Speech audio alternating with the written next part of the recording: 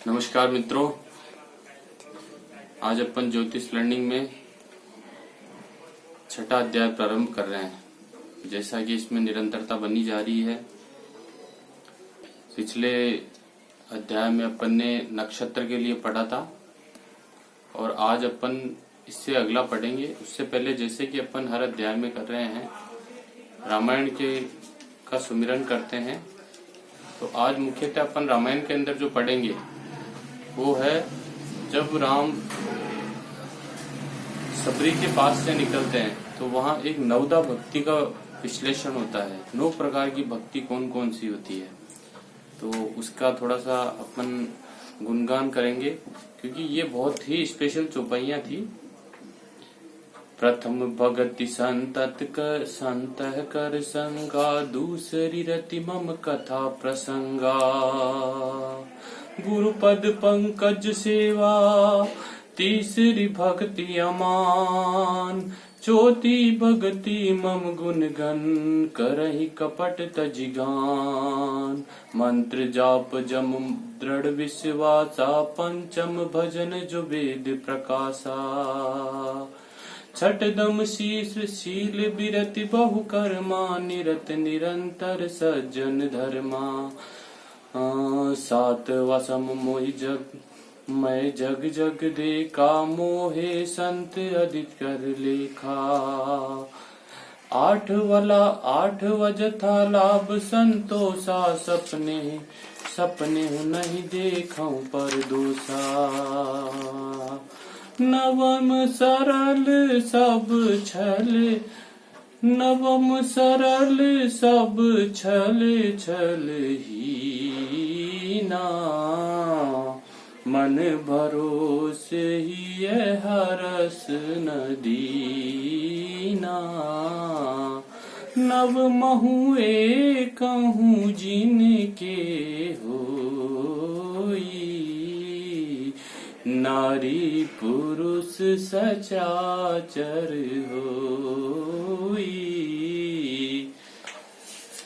मित्रों, ये जो है ये नवदा भक्ति है जो कि अपने रामायण में दी हुई थी और ये बहुत महत्वपूर्ण है। इसमें भक्ति के 9 प्रकार दिए हुए हैं कि कौन सी प्रथम भक्ति है, जिसमें क्या करते हैं।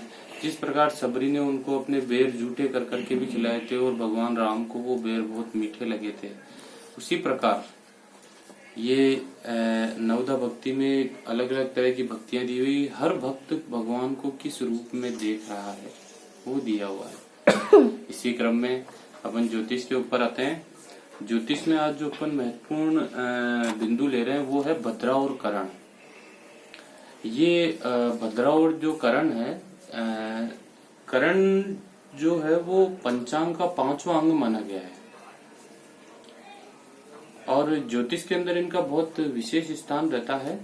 प्रत्येक तिथि को 2 भागों में बांटते हैं अपन, और इसको जो 2 भागों में बांटते हैं इसके कारण ही इसे करण कहते हैं अपन। इस प्रकार प्रत्येक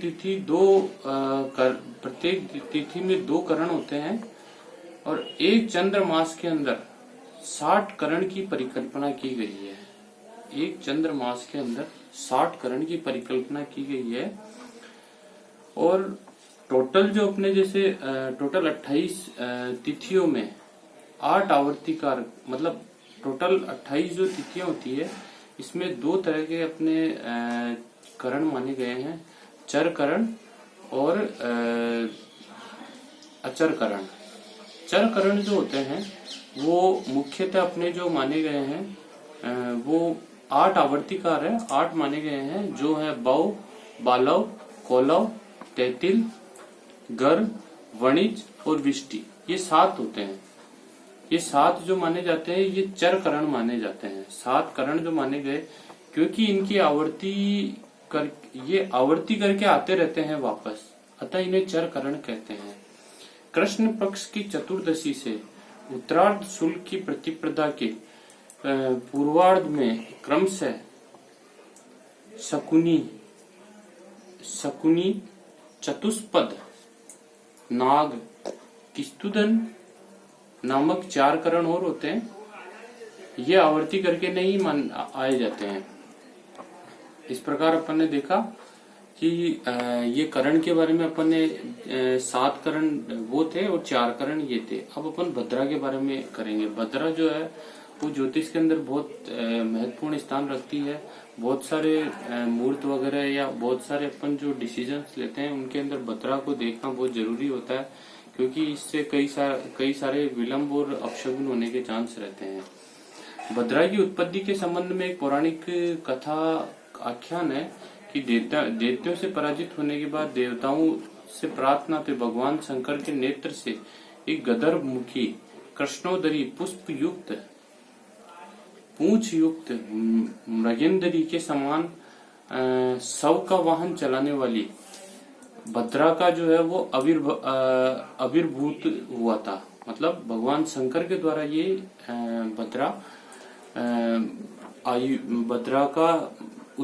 भद्रा की उत्पत्ति हुई है। भद्रा का जो वास है वो स्वर्ग लोक, पाताल लोक और पृथ्वी लोक तीनों में होता है। भद्रा का वास स्वर्ग लोक और इसमें भद्रा का जो वास है स्वर्ग लोक और पाताल लोक में होता है। वहां के वासियों का सुख दुख इसके अनुसार ही होता है। जब भद्रा का वास पृथ्वी लोक पे होता है, तो मनुष्यों को उसके हिसाब से सुख दुख का वास होता है। मतलब भद्रा की जहाँ पे उपस्थिति रहती है, अगर वो पृथ्वी लोक पे है तो पृथ्वी लोक के मनुष्यों को प्रभावित करेगी। अगर वो आसमान में है, वो मतलब आकाश लोक में है या पाताल लोक में है, तो वहां के लोगों को प्रभावित करेगी। जब चंद्रमा मेष, वृष, मिथुन, वृश्चिक राशियों पे होता है तो तब भद्रा स्वर्ग लोक में होती है, और जब चंद्रमा कुंभ, मीन, कर्क, सिंह में होता है तो भद्रा पृथ्वी लोक पे होती है। जब चंद्रमा कुंभ, मीन, कर्क, सिंह में होता है तो भद्रा पृथ्वी लोक में होती है, और जब चंद्रमा कन्या, तुला, धनु और मकर राशि पे होती है तो भद्रा पाताल लोक में होती है। इस प्रकार अपन ने देखा कि भद्रा चंद्रमा की स्थिति से ही परिवर्तित हो रही है। कैसे, कब वो स्वर्ग लोक में होगी, कब वो पृथ्वी लोक में होगी, कब वो पाताल लोक में होगी। मुख्यतः 2 प्रकार की भद्राएं होती है। मूर्त ग्रंथों में 2 प्रकार की भद्रा बताई गई है।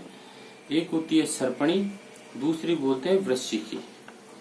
मूर्त चिंतामणि की पीयूष धारा एक टीका है जिसमें शुक्ल पक्ष की भद्रा को वृश्चिकी कहते हैं और कृष्ण पक्ष की भद्रा को सर्पिणी कहा जाता है।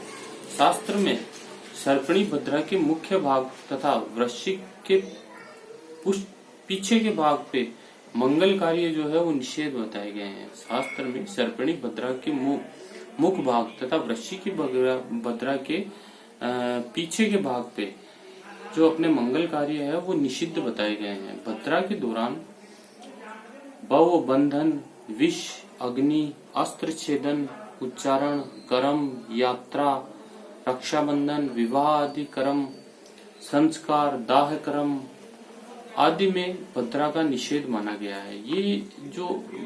ये सारी चीजें बताई गई है। ये क्या है, भद्रा के अंदर जब भी अपने को कोई विवाह आदि का कर्म करना हो, या अपने को कोई रक्षाबंधन है, या अपने को और कोई श्रेष्ठ कार्य संस्कार करने हो, या दाह कर्म करना हो, तो अपन भद्रा का मुहूर्त जरूर देखते हैं। भद्रा को हटा के ही अपन वो करते हैं। भद्रा में श्रावणी कर्म श्रावणी पूर्णिमा को किया जाता है तथा फाल्गुनी होलिका का दहन भी निषेध है। ये बहुत महत्वपूर्ण चीज है कि इसमें होलिका, अगर भद्रा को टाल के ही अपन होलिका के दहन का मुहूर्त निकालते हैं। इसके बाद जो है, जैसे पंचक में मैंने इससे पहले वाले अध्याय में भी बताया था कि चंद्रमा कुंभ और मीन में हो, अर्थात धनिष्ठा से रेवती, तब 5 जो नक्षत्र है इनमें शव का जलाना, सैया, खाट, चटाई, पलंग का बनाना, घर में दक्षिण की यात्रा करना, लकड़ी के कार्य करना, छत डालना तथा ये सब जो है वो सर्वथा वर्जित है। ये सारे कार्य जो है सर्वथा वर्जित है। और इनके अंदर अगर मान लो किसी की मृत्यु हो जाती है, इन 5 नक्षत्रों में मृत्यु होने पे दोष निवारण के लिए शांति के पाठ भी करने जरूरी होते हैं। अगर दाह संस्कार इसमें करना पड़े, अगर भद्रा पंचक में किसी की मृत्यु होती है तो अपने को दोष निवारण के लिए शांति पाठ भी कराने पड़ते हैं। तो मित्रों, इस प्रकार अपन ने आज करण, भद्रा और पंचक के बारे में देखा। अब अपन अगले अध्याय में मिलेंगे और नमस्कार मित्रों, इसी तरह मिलते रहेंगे। धन्यवाद।